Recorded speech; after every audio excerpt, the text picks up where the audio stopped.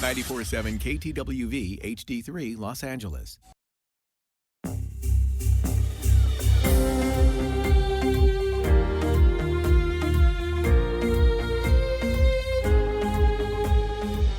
In Session with Dr. Farid Holakwi.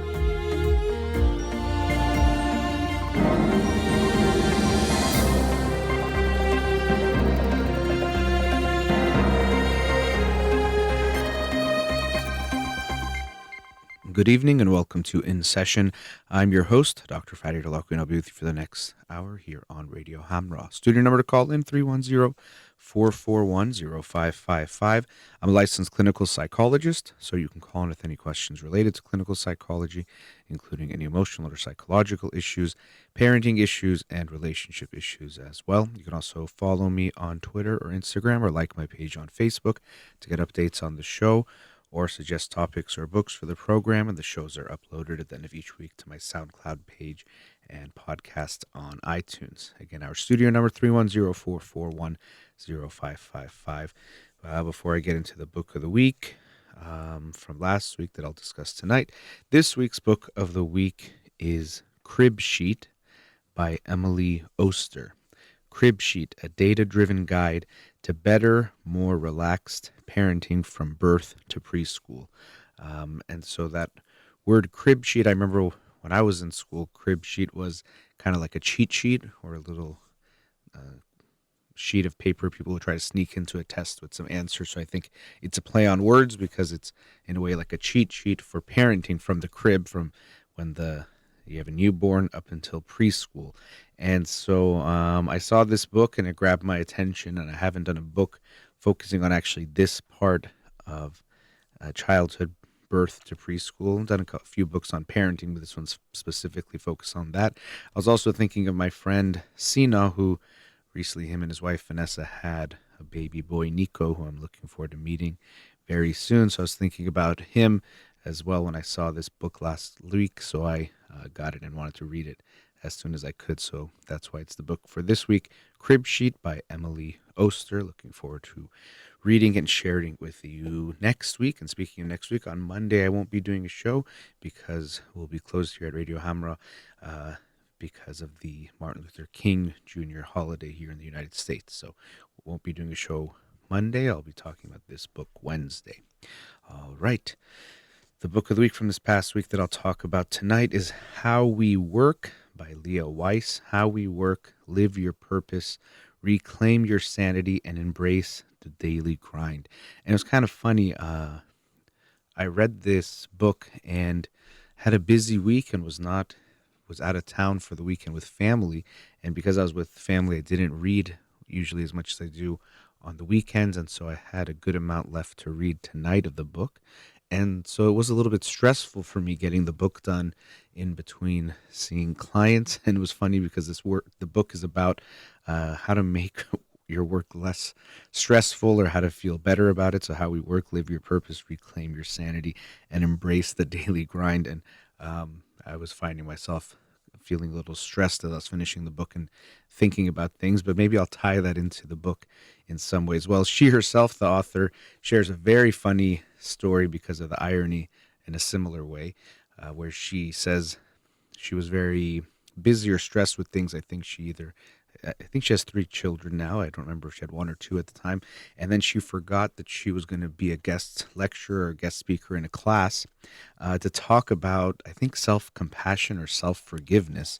And then she got a call or email from the person who she was supposed to teach the class or at their class. And then when she realized what she had done, that she'd completely forgotten, she was, of course, embarrassed and didn't feel good, but then was beating herself up verbally and called her sister and said they were laughing at the irony of how she was supposed to be teaching about self-compassion, but here she was being so hard on herself. So I actually had a few of those moments today, too, where I was thinking, I could have been better in the planning, but tried to remind myself to have that self-compassion, which she mentions in the book. So that was kind of funny to me, but hearing her story made me think of what I went through as well. But the book is about how we can, in some ways, bring mindfulness, and not just meditation, but overall mindfulness to our work, and really not just to our work, to everything. Because as she discusses, when we try to make this dichotomy and the split between work and life, sometimes people talk about a work-life balance. In a way, it can make sense, but really it also might not make sense when we think about work being part of our life. It's not like when we go to work, it's a separate person or a separate part or separate life. It's still us. And of course, life and work can blend together, and sometimes we bring our work home, and being aware of how we do that, of course, is very important. But trying to make this clear separation sometimes doesn't make sense. So the book, in a way, focuses on being more mindful when it comes to work, but it can be something that we bring to everything we do, being more mindful. And a lot of times, that's the best thing we can do. We can get techniques about different things, and even the next book is about parenting, and there's lots of books that can talk about how important it is to be mindful as a parent and the impact that can have. So really, we know that being more mindful is good for any area of what we do, but this book especially focused on bringing mindfulness to the workplace. Because as she talks about, a lot of people think when they hear mindfulness, that means they have to meditate, or even when they hear meditation, they think it means they have to do hours a day or a week or go on retreats. And that's not something that everyone can do or is willing to do or will try. But we can all become more mindful, meaning being more aware, more connected to our experience, more connected to our bodies and everything that we do. And that's something that all of us have at our disposal. It's not just people who want to sit on a cushion and meditate or go on a 3-week retreat. All of us can be more mindful, and it would benefit us to do so in everything we do. So the book has, of course, different chapters that look at different things. So overall, it's bringing this mindset of being more mindful and how that can allow us to be at least more aware of what we're doing, what's going on, and I'll get into some of the things we can be aware of, but how this can make our workplace less toxic. Or one of the chapters is titled Healing the Toxic Workplace, and how we tend to think of work as this bad place, this place we but almost accept as being a place we dislike and don't want to be, and a negative place, but it doesn't have to be that. And one chapter that's very important is about finding our purpose, as it's put with a capital P. And so when you talk to people about their purpose or making their work their calling, it can sound very cliche and cheesy, and sometimes something that is a luxury that only some people can do, that not everyone can find a job that is their purpose or is their true calling. And it doesn't mean when you find your purpose, everything becomes easy, or it doesn't mean everyone should have a job that's such a clear purpose, like curing cancer or creating world peace or feeding the hungry. Not everyone will have that type of job, but we do have to find our purpose. And to me, purpose and meaning are the most important things in life. And it's why I think happiness is very overrated. People think that the goal of life is to be happy, and especially sometimes they define this as happiness in the moment, like feeling enjoyment or pleasure. But to me, that's not what we should be striving towards. What really we want is to live a meaningful life, a life with purpose. And to me, actually, I prefer something like contentment over happiness, meaning you're content and feel good about your life. It doesn't mean every moment feels good or even you're focused on that, because you have a purpose, which means there are values underneath everything you're doing that drive what you do. And I mentioned this, I think it was last week, in talking about setting New Year's goals and being less focused on specific goals and milestones. Those can be good, and I think I recommend those as well. But being aware of having values and purpose in what we do or driving our life. And so we want to find that purpose because it makes us feel better, makes us feel less stressed. Even some studies they talk about show that when we do something, it makes us feel like there's less effort when we have a purpose behind it. And so when we have that why, we can overcome any how, which I think Nietzsche said that, and then Viktor Frankl used it in his book, Man's Search for Meaning, and she used that quote in this book. But when you have that why, the reason why you're doing things, it makes it so you can deal with a lot more. And sometimes someone's why might be, I work to have money to take care of my children, and that can give their work purpose. But finding that purpose can be very important. And then there's a whole section of the book looking at compassion, and compassion is a big part of meditation in general. Also, having that mindset of non judgmental awareness, which is a big part of meditation, and the mindset you have with mindfulness is that you look at things, you observe things, but you don't resist them or fight them or try to judge them. You see them as they are and you observe. And having that mindset can be very helpful, both in how we deal with ourselves, but with other people. And the good news is, compassion is something we can get better at. It's an analogy about having a compassion muscle in your brain, but it's not that much of an analogy because we know that the brain does seem to have some use it or lose it type of principles, or another way they say this is neurons that fire together, wire together. And so the more we do certain things, whether it's activities or types of thinking or ways of thinking or ways of dealing with things, those parts of our brain can become easier to activate. So when we think about creating habits, something's also going on in our brain that is associated with that habit that makes it easier for us to do certain things. And so when we are more focused and living in a mindset of compassion, we can grow this part of ourselves. Compassion means caring for others and the suffering of others. And when we have that feeling of compassion, oftentimes it leads to action, which she talks about in the book. And when you care about other people with this feeling of compassion, you want to help. You want to get involved because you feel something when you see someone suffering. And because of that, you can get involved. Now, it's also very important. First, it talks about compassion in general and with other people and how we can have that mindset in the workplace. Even with the coworker you find very annoying, we can try to think about them as a child, for example, or think about them in other roles. You just see them at work as the, let's say, annoying person who always interrupts you during presentations or during meetings, but think about them as a father or mother or taking care of someone or other roles of their life and humanize them a little bit. And that can allow you to feel more compassion, make it a little bit easier for you to deal with them in a more compassionate way and make you feel less stressed and have less of those negative feelings associated with them and working with them. But there's a whole chapter about dealing with ourselves and when it comes to compassion, being more compassionate and loving when it comes to us. And I thought this was a very good chapter because I think people get this wrong a lot of times. They think that if they are compassionate towards themselves, or when we even talk about self-compassion, what that means is we're saying take it easy on yourself. Don't work too hard. If you didn't do something, it's okay. If you didn't want to go to a meeting, that's okay. It's kind of like, rather than self-compassion, I think some people mistake it with self-coddling, meaning something that parents also do, which is unfortunate. They think they're loving their children, but coddling them by saying anything they do is good, everything is fine. They shouldn't be accountable for anything. They should feel entitled, which are things that are bad for them and also bad for us to do to ourselves. But genuine self-compassion means I recognize myself as a human being who's imperfect. I recognize that I'm like other people. There's a shared humanity. I connect with others, and I will treat myself with love and respect. And also, because I love myself, to me, this is also a very important way I think about it.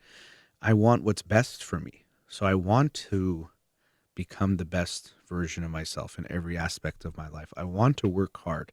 I want to hold myself accountable when I do something that wasn't good, that was either hurtful to someone or I didn't meet a responsibility. So even in that story she shared about missing the class lecture she was supposed to give, her the guest speaking gig she was supposed to do, she didn't say, well, it was okay. No matter what, it was okay. It was fine. She was still realizing she made a mistake and there was consequences, and she probably made changes in how she approached things. So it wasn't that she just said, it's okay if I didn't show up, who cares? No, you take responsibility and ownership for what you did, but you realize there isn't a benefit in beating yourself up and shaming yourself. there isn't something you get out of that. And so a lot of people think that no, you have to be so hard on yourself and even put yourself down because you have to let yourself know it's not okay, and have that tough love type of a mindset. But that kind of tough love where we beat ourselves up when we don't want to let ourselves ever slip actually leads to us doing worse. Because if you're so afraid of making a mistake, what you actually usually do is a few negative things, including hiding your own errors or mistakes, even from yourself, because you can't tolerate the punishment you know you're going to get once you're found out, even if that's self punishment. So, actually, people who lack self compassion tend to do things like hide errors more. And we can use the analogy of a parent. If you have a parent that the child knows if they do something wrong will get verbally or physically beaten up, they're going to be afraid to tell them, let's say they broke the vase, the kind of quintessential child example, where the child breaks something. If you feel like if you tell your mom or dad they're going to really hurt you bad, you're going to try your best to hide that. Whereas if you know they might hold you accountable or talk to you about it, but they'll still be loving and compassionate, you'll be less afraid to say something and therefore more likely to say, I broke the vase. And there still might be consequences. You might have to clean it up or help put it together or make up for it or apologize, but you're not afraid of the response. And so we do that to ourselves. We internalize that parent and can either be that loving, compassionate parent that gives ourselves the space to make mistakes, or we can be the parent that says it's not okay and berates ourselves. And so that second type of parenting we do to ourselves will make it more likely that we actually hide our mistakes even from ourselves. And so you see this happening in companies, and I'll get into how it plays out in companies as well, because she has a chapter on purposeful organizations. But it's very important at this point that being compassionate to ourselves doesn't mean we're going to make ourselves weak or be soft with ourselves. Actually, to me, it's how you push yourself to be even better by having that genuine compassion and love for yourself. That means you want to be good, you want to be the best you can be, you want to take care of yourself, and you want to hold yourself accountable for what you do and you don't do. And so, because we're at a commercial break and there's still some important things to talk about in this book, I'm going to go ahead and discuss it a little bit more after the break. So I'm talking about How We Work by Leah Weiss. How We Work, Live Your Purpose, Reclaim Your Sanity, and Embrace the Daily Grind. We'll be right back.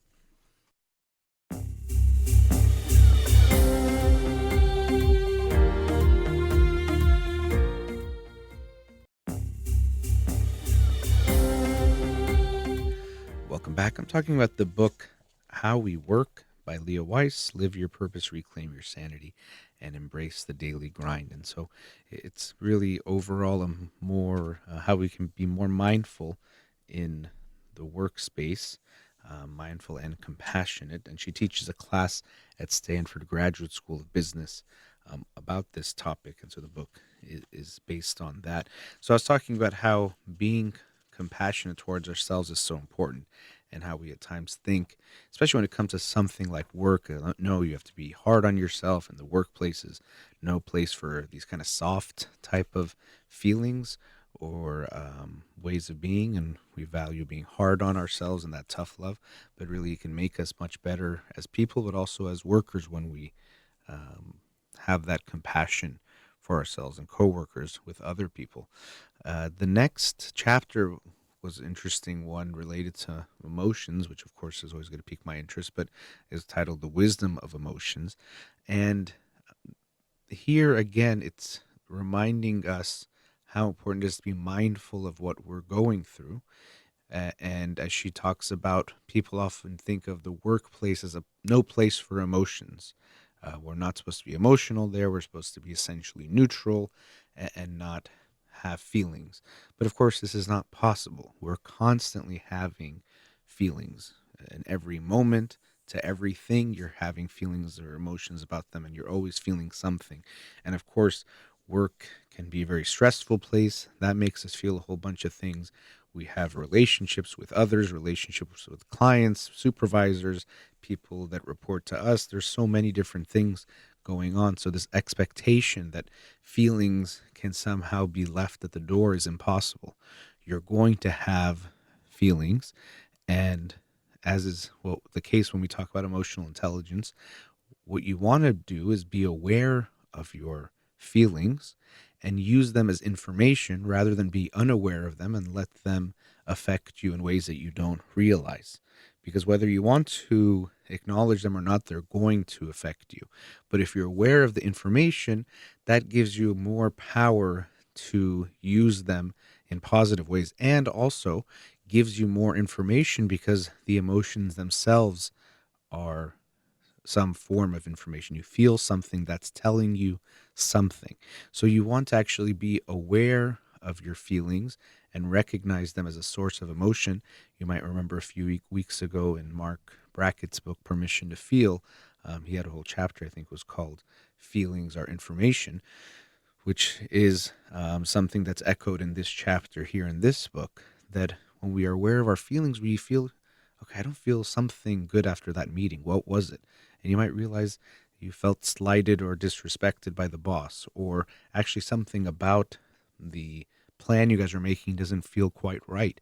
And actually that might be something important that can give you some information that can help. What was interesting in the chapter also, she talked about how people do different things to try to deal with their feelings, especially in the workforce. And one of the things they do is what we call suppression, which means to actively try to put your feelings down as far as not let them come out. So we try not to feel things, we try not to express things. And a lot of people think that this is what we need to do at work. You should not express your feelings, even in some ways, like I said, try to have no feelings, which is not possible. But try to stuff them down as much as you can because you don't want to look emotional in the workplace. And she shares research that shows that, first of all, suppression, so putting your feelings down or where you're trying not to express them, is bad for your health, your physical health, with lots of different negative outcomes that come from not expressing our feelings. It's also bad for your professional relationships. When you're constantly trying to push things down, you're not going to be as genuine. You're not going to actually have as much energy to use, because if you're constantly trying to suppress your feelings, it does take a type of mental and almost physical energy. It hurts even your personal relationships outside of work. And also when you suppress your feelings, you don't just suppress the bad ones. In a way, you have to suppress all of them. The analogy I like to use in this regard is that if you put a shot of anesthesia or some kind of numbing, let's say lidocaine in your back. I don't know if you can put lidocaine in your back. I know it's used for dental work. But if you numb your back, you won't be able to feel any pain, which some people would like, but you also wouldn't be able to feel the good feeling of a massage, which would feel nice. So you numb everything. And so similarly, when you suppress your feelings, you're less connected to your feelings overall, which means you feel the good ones less as well. So detaching ourselves from our feelings, suppressing our feelings have lots of negative costs, and really doesn't benefit us. And being aware of our feelings has lots of good things and benefits in lots of areas of our life, including even in our work. Because as I said before, and I'll say again, our feelings, they are information. Now, the other side of this is that sometimes people think when you say emotions are so important, we shouldn't undermine feelings, that we're saying that whatever you feel, you should act on, or whatever your feelings are, they're right. So if you feel hurt by what your coworker said, you can go say something to them. If you didn't like something that came up in meeting, you can do whatever you like because of that feeling. And this is not what we're saying or what I'm saying in what's suggested in this book. It's not that your feelings now dictate your action. Oh, I'm angry, so I can go yell at someone. Or I'm angry, I can just leave for the day because I don't feel good. Or I'm sad, so I'm just not going to do any work today. It's about using it as information. Sometimes you realize, oh, I'm feeling really angry at my coworker. Then you think a little bit, you realize, you know what, I had a bad night's sleep and had a fight with my husband last night, so maybe that's putting me in a bad mood. Or you realize, you know what, I think I'm still upset with something my coworker said yesterday. So now even though he said something that makes sense, I'm still hurt by yesterday's comments, and that's still on my mind. And so maybe I need to bring that up or deal with it on my own. So when we're aware of our feelings, we don't just let them dictate our actions, but we use them as sources of information to understand ourselves better, understand what's going on better, and then we choose an action based on all the information, including our feelings, including rational thinking or analyzing it in more um, non-emotional type of ways, we take all that information and we use it to make better decisions. And if we don't incorporate our emotions, we also have a hard time having good relationships, which we need to have both in the workplace and outside the workplace. So we want to be aware of, as the title of the chapter implies, the wisdom of emotions and have them be involved.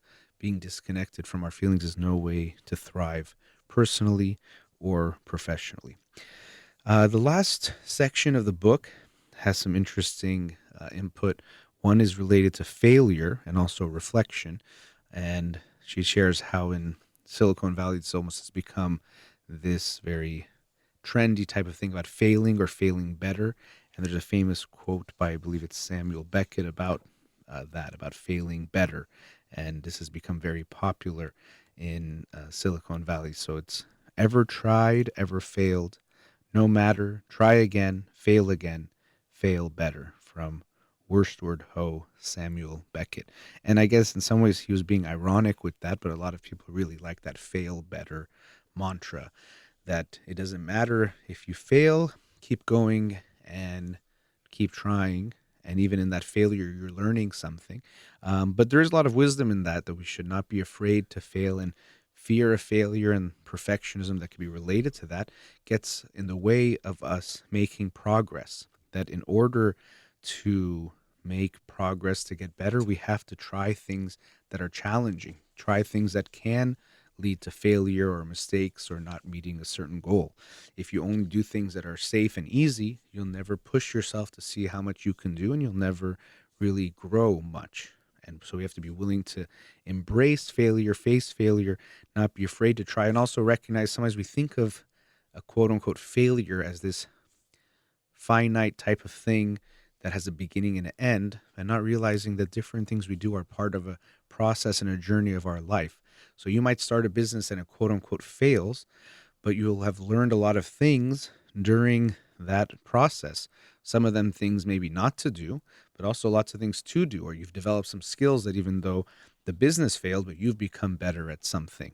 She shares a story of Paul Allen, who I think was the co-founder, if that's the right way of saying it, of Microsoft with Bill Gates, and how he said they started a company before that trying to track traffic data that failed, but he said they learned so much in the process of coding for that that it put them ahead of others when it came time to develop Microsoft. So the success of Microsoft was in some ways built on the failure they had before. And so it talks about in this book about failing and how important that is, but also within that chapter, it's a lot about reflection. So it's not just fail and who cares and keep going, but that we have to keep reflecting on what we're doing, really take a look at what happened, what went wrong, what we can learn from it, take that pause even to really recognize what's happening so that those failures become more meaningful.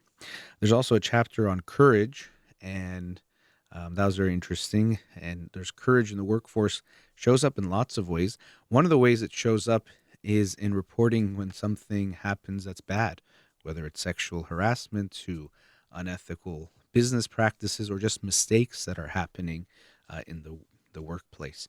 And so there's individual characteristics that can affect that. Some people are going to be more courageous than others or more willing to take that risk. But there's also things that happen within the workforce or within a certain corporate culture or business culture that will affect that. Some places make it a lot easier for you and more comfortable for you to express when you're not okay with something or feel like something bad is going on. In some places, there's very much a culture of hush, hush, don't say anything, don't make things worse, or you'll get in deep trouble if you disagree with the people who are in power. And so people are afraid to do that. Ray Dalio, who is, I don't know if he's the CEO of, is it Bridgepoint? He talks about radical honesty and how people have to be very open and honest. And I've heard not in this book, but in other ones, that if you saw a mistake or were unsure about something, but you didn't say anything, you could be penalized in some way by not being proactive about something you saw that was wrong. So I think that's very important to have that mindset where it's like we are not only are we encouraging you to say something when you see something bad, whether it's from your CEO or your manager, whoever it is, we will in some ways punish you if you don't. To try to create that type of culture. So the culture is very important. But courage itself can be an individual thing we think of how we want to be more courageous. And being courageous means that we're afraid, but you go ahead and do the thing anyway. So, of course, when we think of courage, we sometimes think, well, like someone like a firefighter, they're not afraid and they go in. But no, of course, they're afraid. They think that it's just more right to go in. And this goes back to the idea of not letting our feelings dictate what we do. So you have this fearful feeling, which is telling you to go away from whatever it is that's making you feel that fearful feeling. But you can override that and realize, no, what I want to do is more important than that. There's something on the other side of that fear that's more important than the fear. And so I can override that and go forward anyway. So we could be in something like being a firefighter and saving lives, or it could just be doing something that you feel like is the right thing, even though you might face some type of backlash. And so there's that kind of courage that most of us will have opportunities for. Many of us won't be saving lives in a physical way, but we will have chances to do the right thing. And we can actually benefit from that personally. When we are more courageous, research shows we feel better physically and emotionally than when we keep things in or we don't do those right things. So we can make sure to try to live a life that's more courageously doing the right things. And it means, again, being aware of those feelings. If I'm in touch with my feelings, I can understand the fear, but go ahead anyway. This is definitely not in something that's altruistic or helping anyone, but I can still remember when many years ago now, maybe 13 years ago, I went bungee jumping in Costa Rica, and you essentially were standing on a platform and you had to jump off. And then when you look down, you would just see a river with rocks and rushing water. And of course, you have to have faith in the bungee that would be supporting you, the cord, and the people working there and all that. But I remember before I went up there, I thought, okay, I'm going to be standing at the edge of this platform, and probably everything in my brain is going to be telling me don't jump, because in our instinctual or the brain's response, it just sees this steep fall and it doesn't know something is supporting you or can't really think that way. The reaction is just don't go, don't jump, because you're going to die, you're going to get hurt. But I told myself, you're going to have that feeling, but you have to just jump anyway. So they said 3, 2, 1. I know I had a slight delay, but then I jumped. But I had to tell myself to override that fear response that was very natural and very strong, knowing that even though it was telling me I'm not okay, I would in fact be okay, and thankfully I was.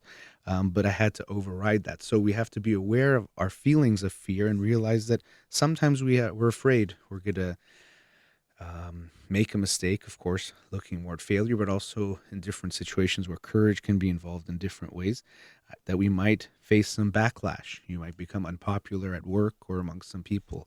You might upset some people. I was talking to my brother Parham last night. One of the favorite titles I have of books I've read in these past few years was one called The Courage to be Disliked, about Adlerian therapy. But that it's important to recognize that if you want to do the good things, the right things, you're at times going to do things that people won't like. And hopefully you'll do them anyway, because you'll realize there is a bigger purpose. And this is where it comes back to that idea of purpose and our values. And if we live a value-driven life, we make choices based on what we think is right or wrong in a bigger picture, not the smaller day-to-day feelings or moment-to-moment feelings, because we know we'll look back on a life that we feel proud that we have lived. So this chapter on courage was very interesting. And then also it ends with a chapter looking at how organizations can be more purposeful and have some of these principles of mindfulness and compassion within them, which was also interesting. So this is a good book. Just anything that you do in your life, you can be more mindful, including in our work. And this a lot of good lessons and the ways of thinking about how you are in your own work, how you can find purpose or try to create that purpose in your work, be more mindful in what you do, and be more compassionate towards yourself and others, and how those benefits will make you a better professionally, also personally, and also how you just feel about yourself. So, really enjoyed this book, Leah Weiss's book, How We Work, Live Your Purpose, Reclaim Your Sanity, and Embrace the Daily Grind. All right, going into our last commercial break. We'll be right back.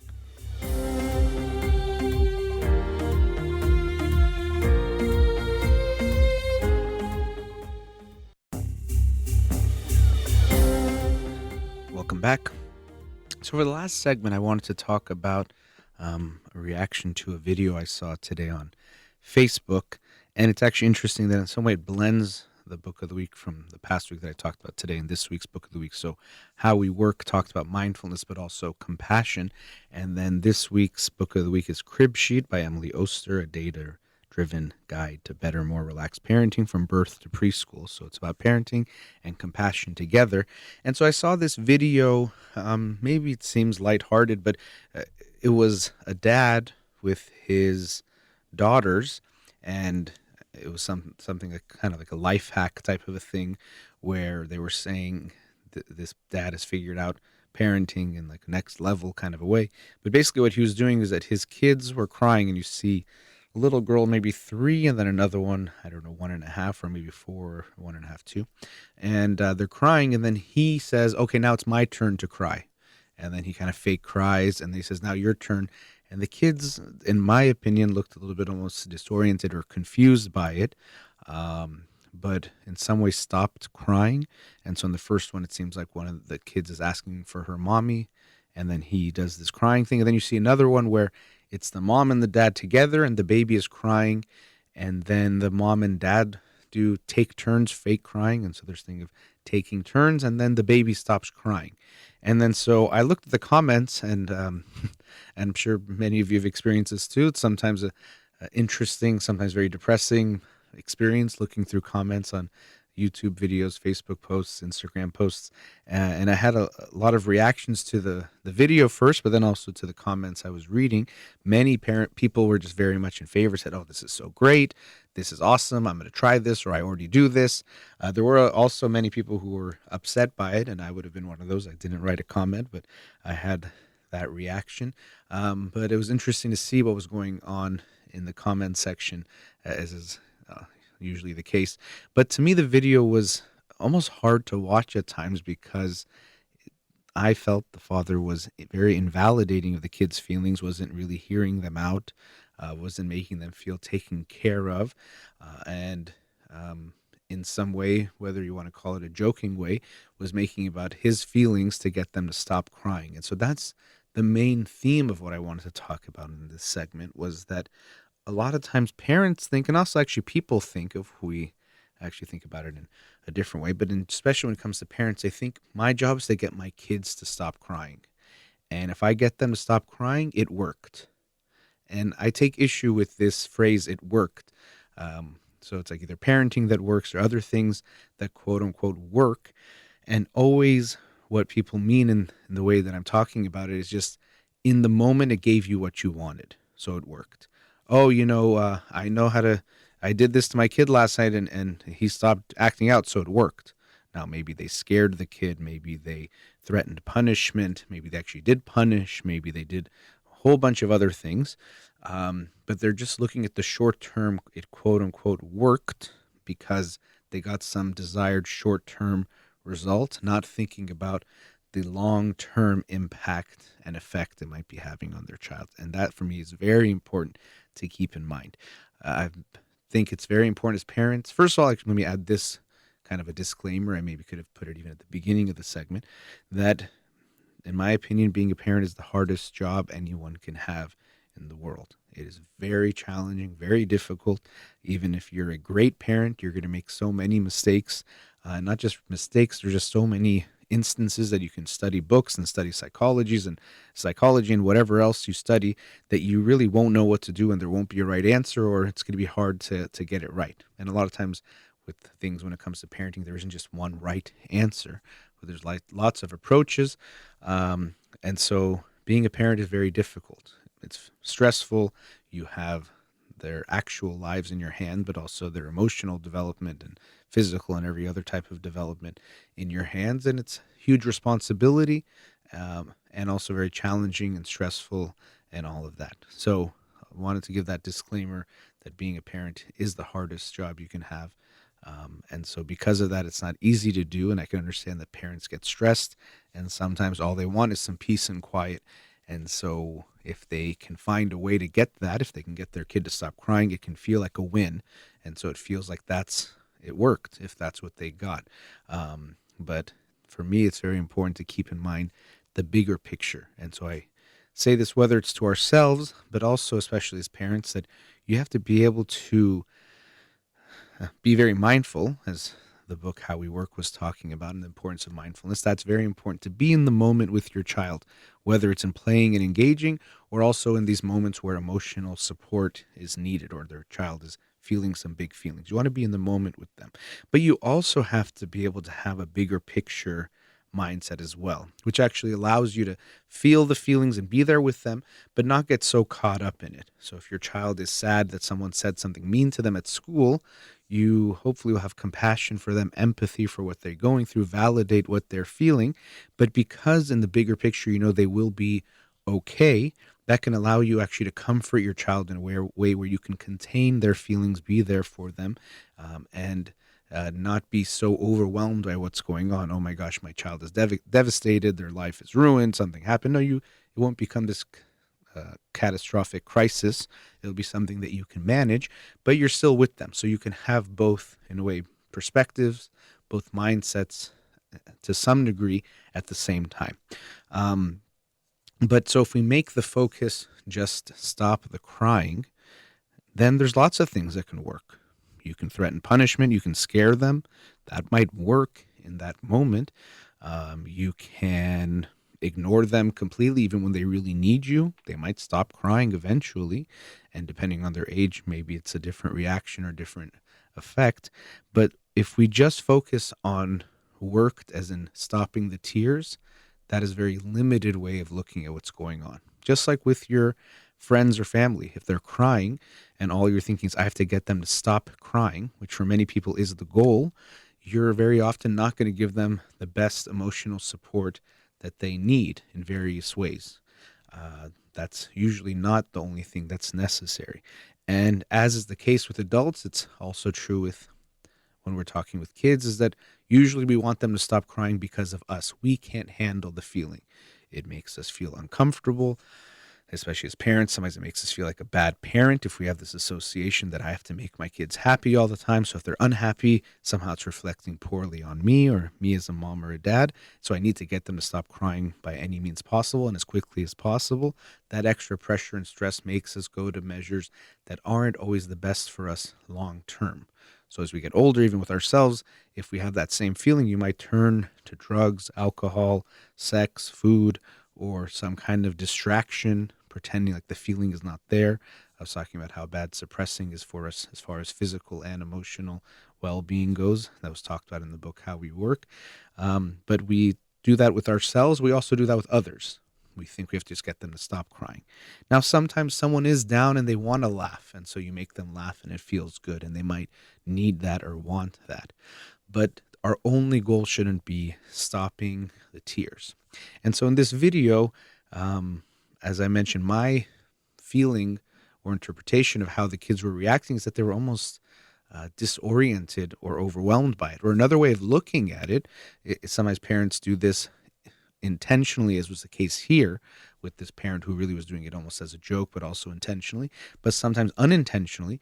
If the parent shows too much feeling or becomes too overwhelmed with feeling, the child doesn't feel like they can express their emotions freely because they don't feel taken care of.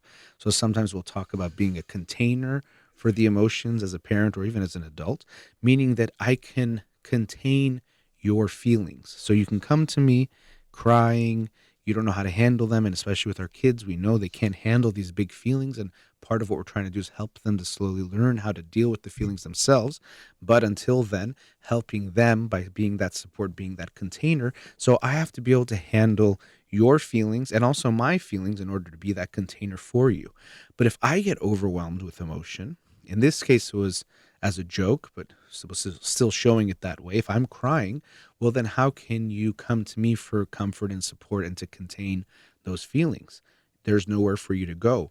And so a lot of times kids will shut off their feelings, probably more in an unconscious way. They're not thinking about it at this kind of depth or analysis, but how can I feel safe to express those feelings? So oftentimes parents don't do this as a joke, but really the kid starts crying and the parent is freaking out. I mean, all parents do this, but I've seen this a lot in Iranian families where the parent sees their kid fall and they start freaking out. So the kid is crying, but the mom or the dad is crying or yelling or screaming worse than the kid. And so over the time, the child learns there's no space for my feelings, or my feelings are not safe here. One, because my parent can happen it, but also two, look at how my feeling is making my parent feel. So it's not good for me to have these feelings. It's better for me to put them away. But unfortunately, of course, this also sends the message my feelings are not good. My feelings freak my mom or dad out. My parents make me less lovable because it makes them feel that way. And so there's lots of ways we send that message to our kids. And even just this philosophy of stop crying or I have to get you to stop crying in a way sends this message. Now, when it comes to an infant, in a way, there is this mindset of getting them to stop crying because they feel some kind of pain, discomfort, something is wrong, and they cry, and you have to resolve that, whether they need changing or they need feeding or burping or just some kind of comfort. You do recognize that that cry is just an expression of discomfort and they need you to do something to take that away. But even with that, you shouldn't get so obsessed and focused with getting the crying to stop now because you might do too much or push too hard for that to happen. But especially as your kids get a little bit older, the mindset shouldn't just be about stopping the tears. It's about validating the emotions and being there for your kids to help them deal with the feelings, to help grow through what's going on, and eventually learn how to deal with these feelings more and more on their own. So it's not to say validate their feelings in a way that makes it so that's the only thing that matters and that you're always going to fix it for them. But it means that you show them you care, you value their feelings. Their feelings are okay. It's not for you to judge their feeling. And so a lot of the comments said, oh, kids cry for no reason or kids cry to manipulate. And yes, kids can throw tantrums. Kids can do things to use their feelings as part of a power struggle. So it's not that you respond in a way that gives them so much power, but you do want to respond in a way that gives them the power to feel like you care, the power to feel that if I go to my mom or my dad for comfort, they will always care about my feelings. And also, just like with ourselves, we don't say because I feel something, I can do whatever I want. Just because our children have big feelings doesn't mean we give them whatever they want, whether it's breaking the rules that we've set or the boundaries or having them do something unhealthy or unsafe for them. They can have big feelings and you still don't give them what they want. Very often, actually, they will have these big feelings in a way of testing the boundaries. And so it's important for parents, and for some parents this is a big struggle, to stick to the boundary or the rules they've come up with, even when the child is having that big response. But coming back to the video that I saw, the parent using this technique of I'm going to cry to make you stop crying, to me it was very painful to watch at times. Actually, I didn't like it at all. It wasn't just in this funny way. The kids, the look on their face was kind of one of shock and not sure what to do. And it was just like, there is no space for their feelings. And we want to always create that space for them. And we have to be very clear on that mindset. My job is not to get my kids to stop crying. That should not be my one and only goal. And to think of parenting techniques as whether or not they work based on simple short-term metrics or measurements. Stopped crying? Good. Got them to study tonight? Good. You can get a kid to study tonight by scaring them so much that something bad is going to happen tomorrow, and maybe they will study really hard and do well on the test tomorrow. But you've taught them a few things also. One is do things just to avoid some kind of punishment. Two, learning and studying in of itself is not good. You need this fear of this punishment to make it happen. And also three, look at how it could damage a relationship between you and your child if they're now so afraid of you. So try not to be so focused on the short term. Don't think about worked as in if I get my kid to stop crying, it worked. Think about the bigger picture while also being in the moment with your child. We are out of time, so I'll wrap up there. Thank you to Amir here in the studio. Everyone listening out there, you've been listening to In Session with Dr. Farid Holakwi. Have a wonderful night.